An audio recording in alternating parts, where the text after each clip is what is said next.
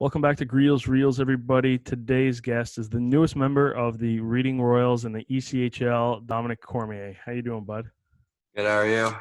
Good, man. It's been a while since we last chatted, eh?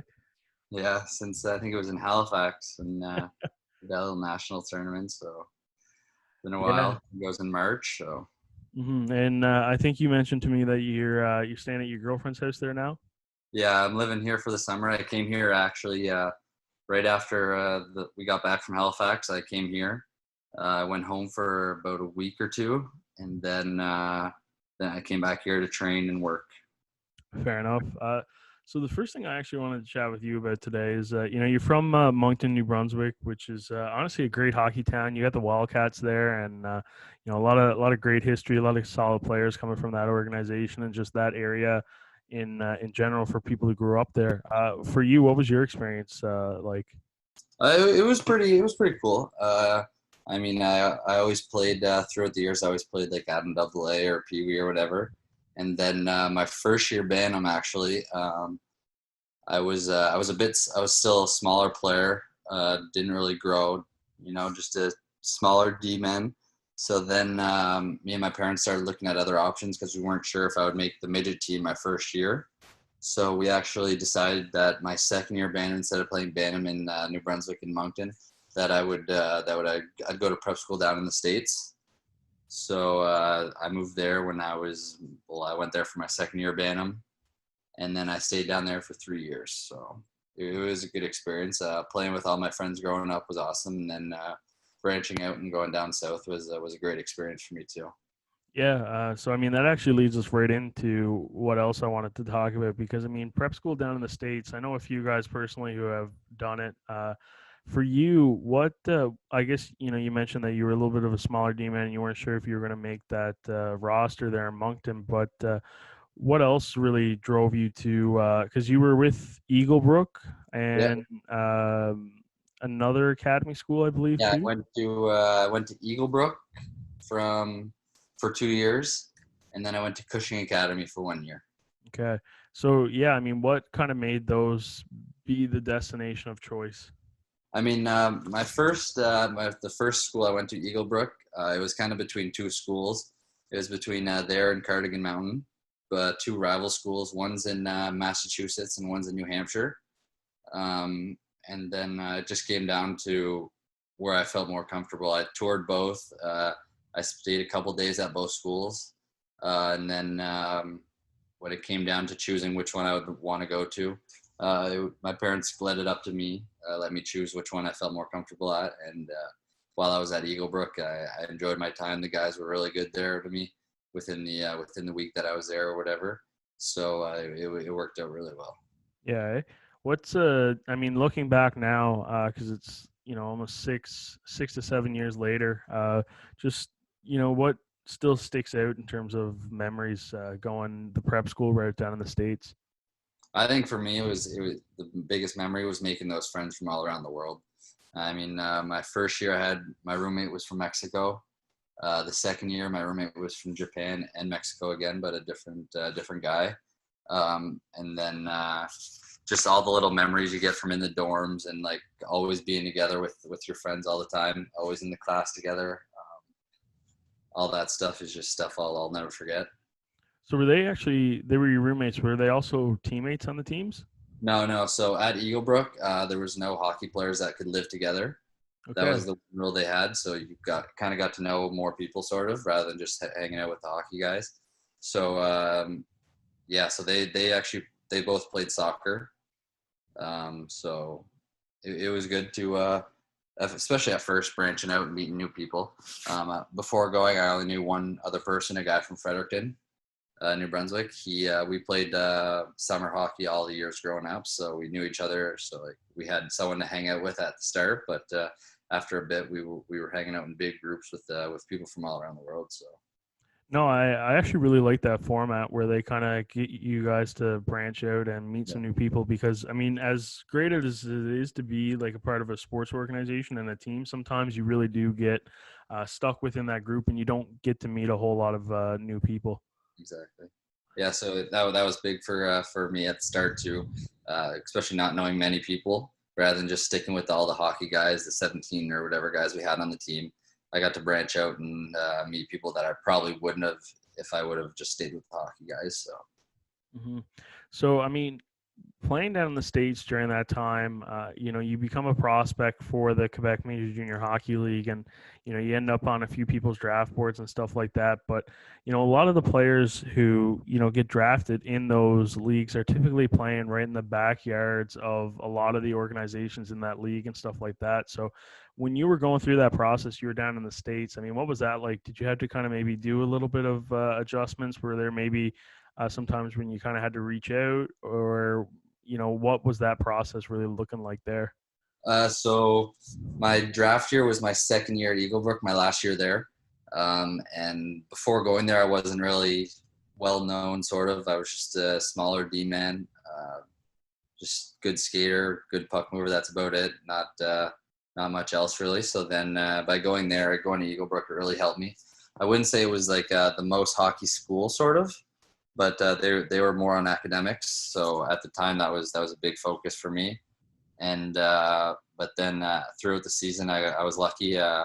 My summer coach in the summer, Danny Flynn, the old coach for the Moncton Wildcats, he came down to actually scout me. I think one or two times, and I was lucky. Also, the scout for Rimouski came down to scout me.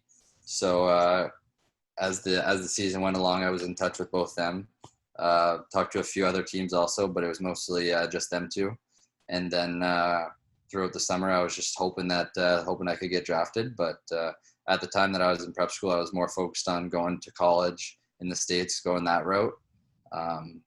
So from my first year at Eaglebrook to my last, I made a name for myself. I was doing every extra thing I could, so push myself to be better. Mm-hmm. So I guess what drove you towards, I guess, the Q route as opposed to what you thought would be maybe the NCAA? I think for me, the biggest thing was after my first year at Cushing Academy, I was in 10th grade then, so I would have had to do at least 2 more years of school and then probably go play juniors for a couple of years and then jump into college. Whereas in junior, they said they let me have a direct impact right away as a 17-year-old in Rimouski. It was the year after that they won the cup there, so they had some opening spots. So for me, it was just a matter of time. Especially coming back home, being a Canadian, obviously major junior is a huge part of hockey players growing up. I remember when I was younger going to every Moncton Wildcats game, while watching the players at practice and all that stuff. So once that opportunity came up, I couldn't say no. It was especially the coaching staff in Rimouski, they helped me through the whole thing. So it was a good choice. Yeah, fair enough. So before we get into, I guess, your time in Rimouski, you mentioned they came down to scout you, and ultimately they ended up drafting you there in 2014. I mean, let's go back right to the Q draft. I mean, when you hear your name called by Rimouski in that 6th round there, what was that like for you? Well, actually, I wasn't at the draft. I didn't go because I didn't want to get my hopes down, say if I didn't get picked or whatever that case may be. So I stayed home with my parents. We were just watching TV, following the draft on the computer, and so I actually had a bit of a feeling I was going to go somewhere in the 6th round. There was Moncton that was picking at I'm going to say 90, and I got picked at 95. So when Moncton picked at 90, I didn't see my name, so I kind of figured that I was going to Rimouski at 90 at 95 there. So, but obviously it was a rush. I was just really happy. My parents were really happy for me too. It was a good moment for us as a family. Mm-hmm. And so, like you mentioned there before, I mean, you got into a Rimouski team that just won the Quebec League. So, I mean, already there's a lot of established players in that locker room, and it's an organization that is proven to be a winner. So, what was it like just kind of walking in as a rookie into that scene? Well, my first year at the camp, my 16 year was the year that they won. So when I first got there, it was a pretty big eye opener. Seeing big names like Frederic Gauthier, big guys like that who are now playing in the NHL. just their work ethic, how big they are, and their dedication to the game. It just showed how much more you need to do to get to that next level. And then my 17-year camp, I felt more comfortable. Felt I was more in shape, more ready to go, more more mature and all that stuff. So then I had a very good camp, and then with the leaders there, I kind of made friends from the year before, so they helped me out the next year, and then they offered me a spot on the team. So it was a great experience at camp. Mm-hmm. And so, I mean, adjusting to the Q style of play, was there any major differences that you noticed, just coming from prep school down in the States? I think the biggest one was the physicality. I mean, in prep school, there was, for example, my last year at Cushing, I was playing the playoff series. The last playoff series I had, I was against Ryan Donato, plays for the Minnesota Wild now. So he was a really good player back then too. There was a bunch of those guys like draft picks. On my team, on my prep school team, I think we had 4 draft picks that year in the NHL. So the speed was there, but I think the biggest thing was the physicality in major junior. More men there, bigger guys, all that stuff. Fair enough. And I guess you've mentioned just being, that smaller frame, like defenseman, and more kind of, I guess, relying on your skill. How did you, I guess, adjust and incorporate that physicality when you started playing those games with Rimouski? I think it was just a matter of confidence. The trainer there, that we were in the gym a lot. My first couple weeks throughout the whole season, actually. And then the coaches, they were helping me, not necessarily going into the corner face first, getting nailed every game. They were teaching me how to do other things, how to get the pucks in easier, how to get in the corner easier, and then obviously just upping my D zone. That was a big thing that needed help there. So throughout the years there, they just helped me through all the little things that I needed help with. Fair enough. And you really found consistency in your game early. I mean, really steadily, always kind of, getting on the score sheet every now and then and playing a pretty sound game. What really accredited to that? I think it was just the confidence that I built up over the days and over the weeks that passed. My first year, there was me and another first year, so we played together actually, and we really leaned on the D-man named Simon Bork, drafted by Montreal Canadiens. He really showed us the way. He was a great leader for me, especially we're the same sort of style of game. So he really taught me a lot. He was like a big brother to me there. So then once he was gone, he was traded to St. John when they went for their run for the Mem Cup. So then once he was gone, it was me and the other guy my age who kind of took over there, and we ran with it. Fair enough. And so, a few things before we kind of move on to your time in Victoriaville. But so with Rimouski, one thing that I'm familiar with that team is like they had a lot of Newfoundlanders, and me being a Newfoundlander myself, I got to ask you, what was it like to have a few of those guys in the locker room? Because I mean, you've actually even now, like of late, with the the GGs, another classic Newfoundlander there, Cody Drover. You've played with a few of them now. What's that like? So actually, in Rimouski, I lived with Tyler Boland. Okay. So we lived together for 2 years. His 19 year and his 20 year, we lived together. That would have been my 17 and 18 year. So he was awesome. He was like a big brother to me. We were always together. And then obviously the other Newfoundlander, I was good friends with Andrew Pico. All of us were kind of hanging out all the time. So I spent a lot of time in Rimouski with those two guys. Have you made the trip to Newfoundland yet? No, I have not. I don't know what I'm really waiting for, but I have not been to Newfoundland. We got to get you here sometime. You screeched in and all that good stuff. For sure. So you also got to play with Harrods too, and I wanted to ask you what was Harrods like in the Q game, because I got to meet him this past season and whatnot, and he's a great guy, talented player. But what was he like back in the Q? So our 18 year, I think that would have been my second year in junior in Rimouski. He came to camp, and obviously Rimouski being a more French team, French city, we were best friends since probably day one we met each other, and then we were probably together every day. I was just driving the morning to the rinks, so spent a lot of time together in Rimouski, and then we were lucky enough. He got traded to St. John after that, and I went to Victo, and then he went to Charlottetown after that. But then we were lucky enough. We were kind of talking before going to university, and then lucky enough to have a year last year together.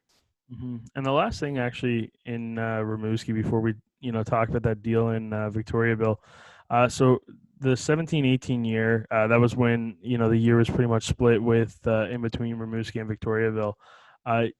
Just because the NHL draft was you got to have a firsthand seat of like Alexei Lafreniere and whatnot. So I mean, I've seen him play at the prospects game. He very much is like, there's no question why he's, projected to go first overall. But for you, what was it like just, those 33 games to, really be around him in that sense? So yeah, we were lucky enough to get that first overall pick going into my 19 year. And as soon as he got into the locker room, even though he was still 15 at the time, he was a leader. He had maturity that no other 15-year-old that had. And as soon as we stepped on the ice, we knew that he was going to be a real player. Right away, he was telling us what to do, like how to help us, how everything. And I think the most important part was he was coachable. He was talkable for us too. He wasn't just telling us what to do. He would take what we had to say too. So he was an unbelievable player at his first year, and then that brought to his second year and the year after, and now he's going to go first overall. So there's no reason that I don't see him not going first. Mm-hmm. And I mean, right now, as it stands, it's looking like it's probably going to be the Rangers. What kind of, I mean, despite maybe a trade happening for that first overall pick, or who knows? I mean, I can't see anybody not taking him first overall, but you never know how it all, I guess, plays out until it does. But let's just say he ends up going to the Rangers. What kind of impact do you think he'll have right there in his first season? Because it's almost, very similar to what you had mentioned in terms of that Rimouski locker room, where he gets picked up first overall. He comes in as 15, which is, really young in that locker room, and he's going to be, I guess, essentially doing that again. Do you kind of see the same kind of setup, I guess?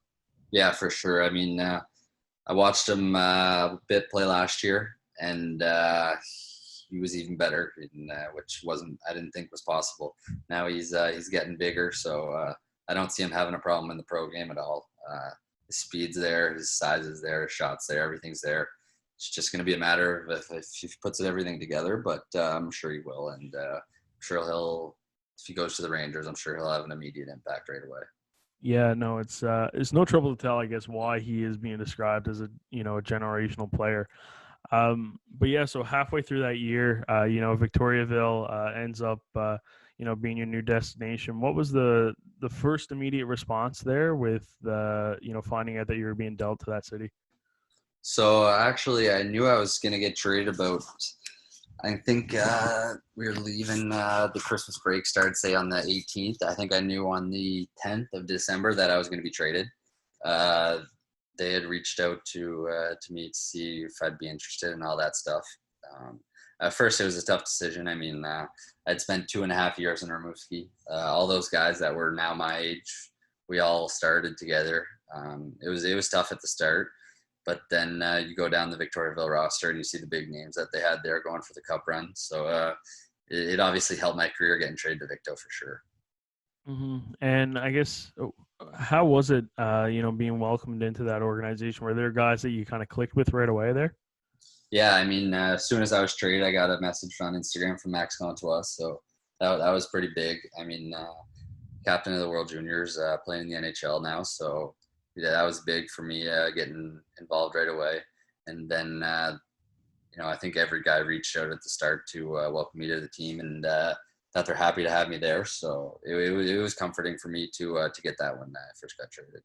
Yeah, I guess it's no trouble to tell why Comtois got the captaincy in the World Juniors. Then, if he's the first guy ringing your phone when you get dealt to the city. Yeah.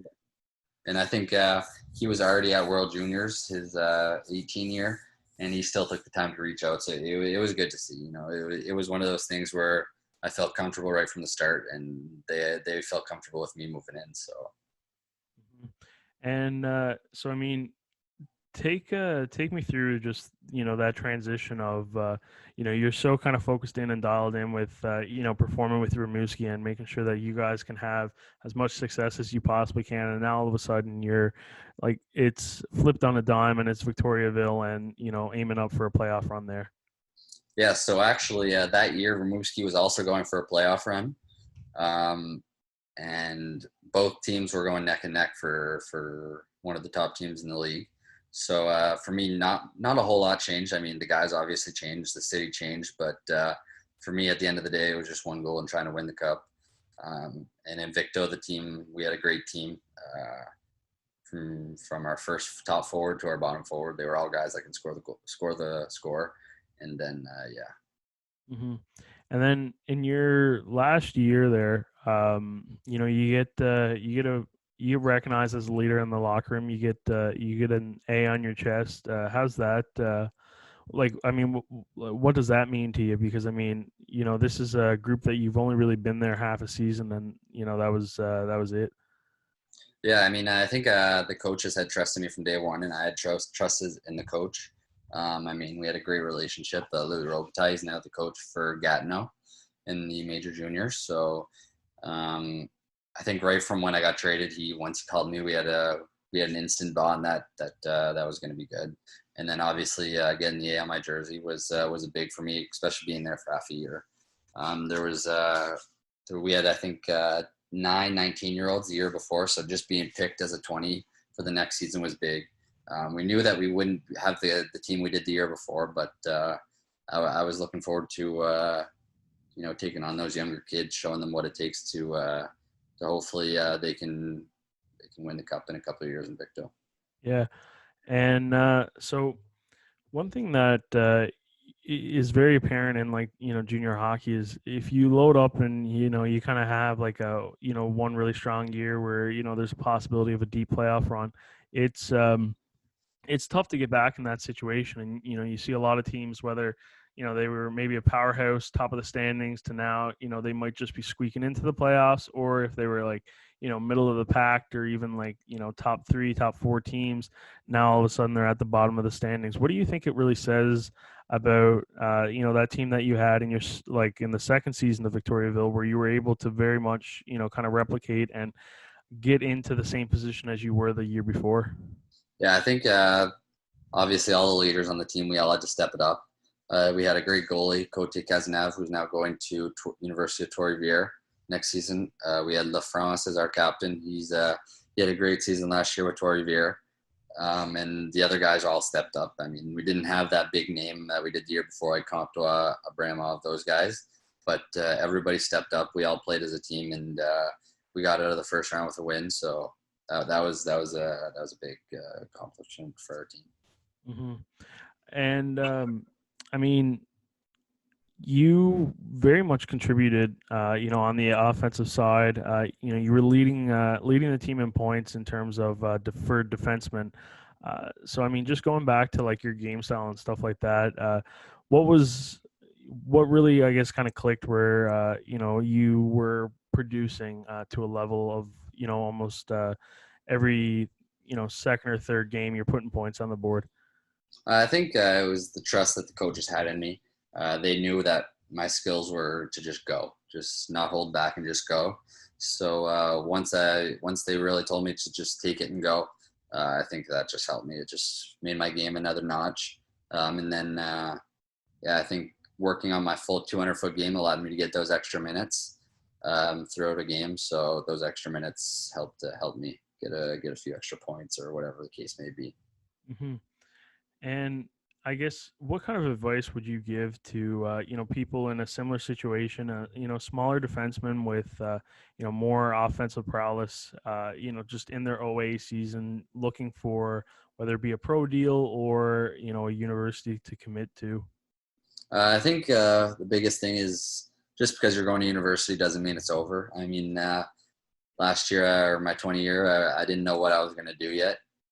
There was a few schools I was talking to, universities, and then I ultimately chose Ottawa, University of Ottawa. But just because you're going to university doesn't mean it's over at all. That league's really strong, big guys, strong guys, fast guys. So getting on the ice every day there is big. You're practicing with big guys, so you're still getting the reps you need. You're still getting all that. It's just a matter of if you're willing to put in a bit extra.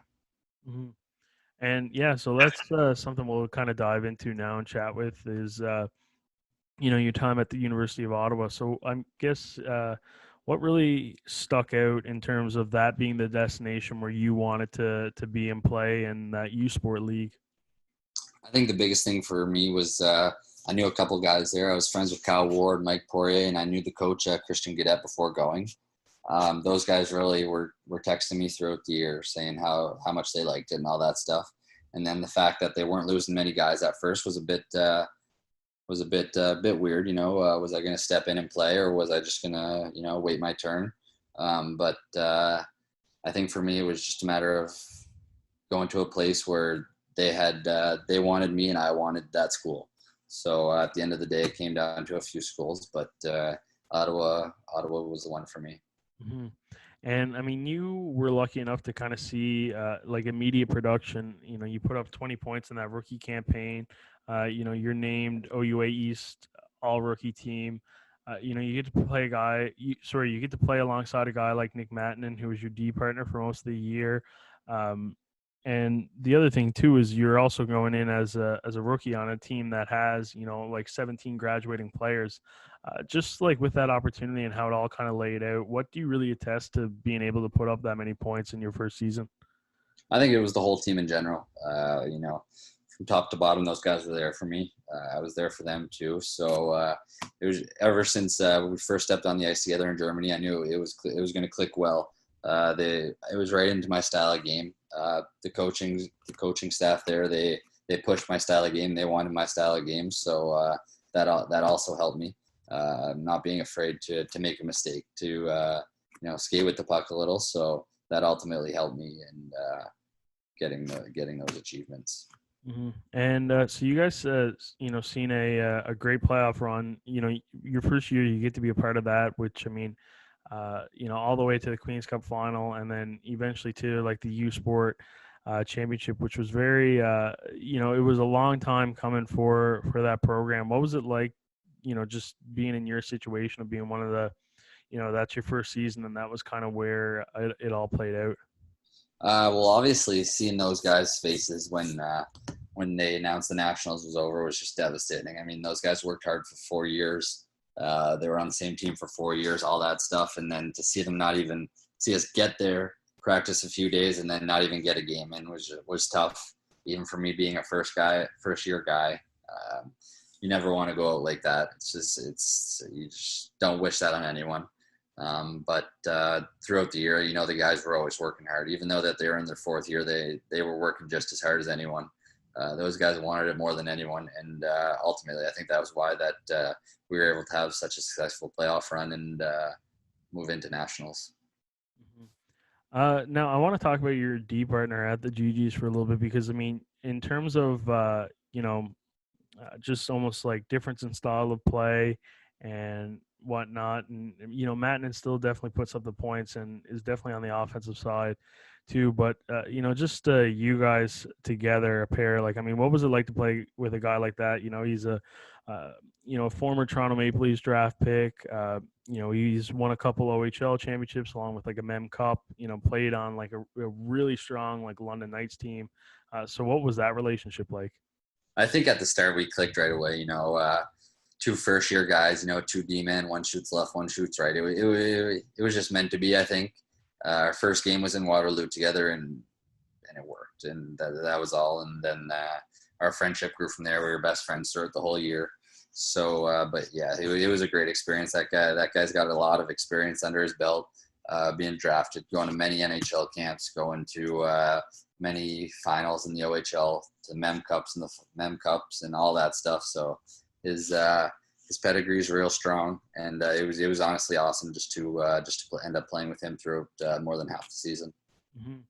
And yeah, you mentioned he was at some NHL camps and stuff, which is actually why he didn't join us on the trip to Germany to start the year. And I almost forgot about that, but I do want to talk a little bit more about that because that was almost like your introduction to the GGs is going over and playing against some pro teams over in Germany there. Uh, what was that trip like for you? How did that really help you really, I guess, cement for what was going to be a great year to come? I think it was just a good experience. All the guys were just happy to be there. We were going to play hockey in Germany. Like, what more could you ask for? I mean, I didn't know many of the guys before, but we were probably together for a week or two before we headed to Germany. So when we were going there, it was awesome. I mean, the 9 or whatever hour flight we had to take, all that stuff was just little bonding stuff. You know, walking around Germany, going to the rinks, all that was just different, and we were all experiencing it together. So it was awesome for all of us, I think, and it was ultimately there where I think I put my foot down and started playing hockey. So it was an awesome experience for everyone, I think. Hmm. Yeah, no, I mean, getting to rip around on some Lime scooters Yeah, throughout the cities in Germany was definitely something to remember. there's definitely a lot of memories that won't be forgotten. That's for sure. So yeah, man, you finish up, like I said, great year. Now it's going to be looking like a little bit different for you once things kind of get started and going up again. So yeah, the Reading Royals, man. Tell me about that decision and how it kind of all played out. I think for the decision was hard. I mean, those guys at Ottawa, I really enjoyed my time at Ottawa, even though it was only 1 year. I liked all the guys. The coaching staff was great. That was a really hard decision to say no to not going back. But so me and myself and Reading, that we were talking since probably about the start of summer, about options and that sort of stuff.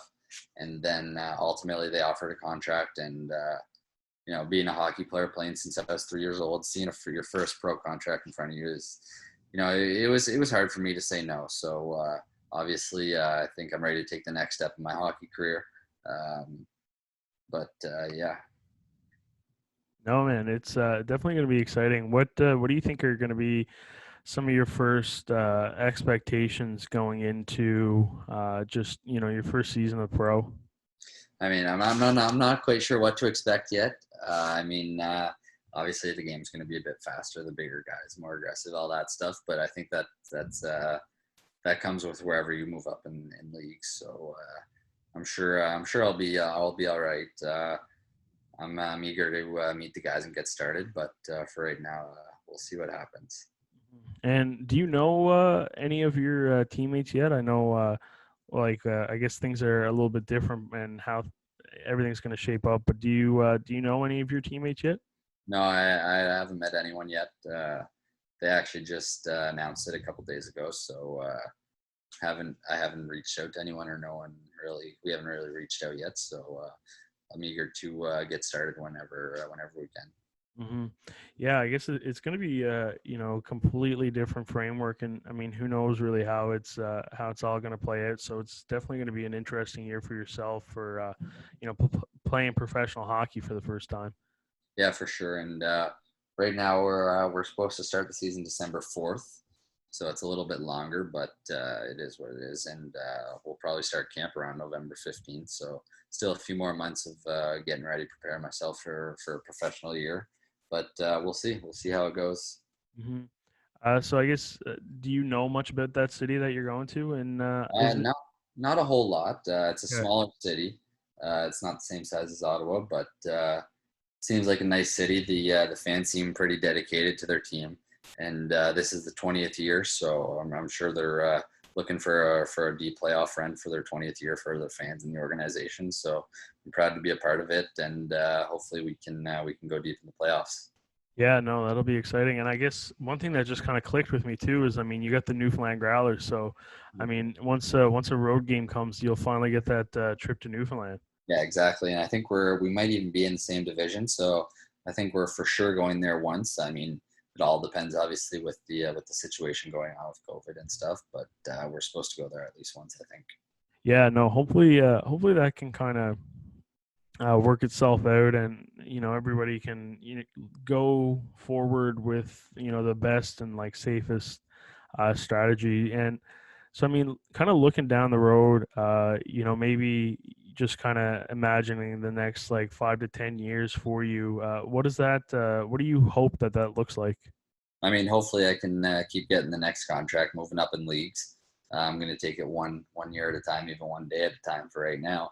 But yeah, I hope to see myself either moving up in leagues in North America, or maybe even from the experience I had in Europe, maybe crossing the water and heading over there. Mm-hmm. And yeah, I guess honestly, Dom, man, that's everything that I really have for you today. So this is actually the part of the podcast where I just hand the show over to you.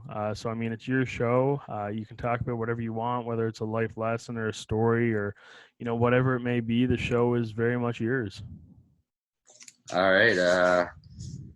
I think his biggest life lesson is to never give up.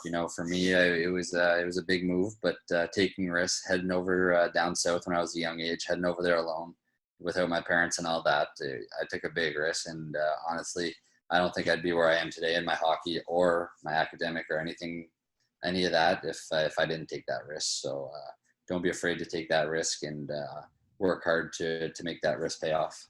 Mm-hmm. No, I think that's a great place to leave things off on. Dom, man, I appreciate you sitting down and taking the time to chat today. Yeah, man, it was great. It was nice catching up. Hopefully I can, see you in some EHL games soon. Perfect. Thank you. Thanks for taking the time. All right, man. Okay, guys, that's it for today. That's all I got for you. Thanks so much for watching and listening. I do recommend go check out Dom on social media. He's got a great career, headed for him and stuff like that. And it's definitely something that you want to follow along for the journey. But yeah, if you enjoyed it, if you enjoyed today's podcast, leave us a review. Share it with a friend. And in the meantime, stay best kind.